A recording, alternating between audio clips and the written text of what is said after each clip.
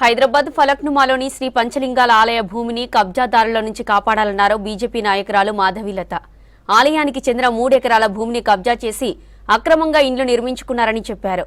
కబ్జాదారులపై చర్యలు తీసుకోవాలని వానరసేన నేతలతో కలిసి ప్రజావాణిలో కలెక్టర్కు ఫిర్యాదు చేశారు మాధవీలత. అయితే కలెక్టర్ కబ్జాదారులపై జాలి చూపించడం విచిత్రంగా ఉందన్నారు.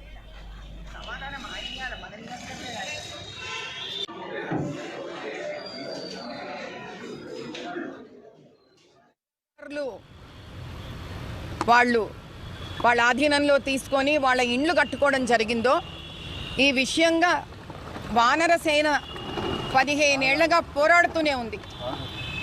సరే, ప్రజావాణిలో వచ్చి మన బాధలు విన్నపించుకుంటే తప్ప దీనికి పరిష్కారం దొరకదేమో అన్న భావనతోటి ఈరోజు నేను సభ్యులందరూ వానరసేన సభ్యులందరూ వచ్చి కలెక్టర్ గారికి విన్నవించుకోవడం జరిగింది.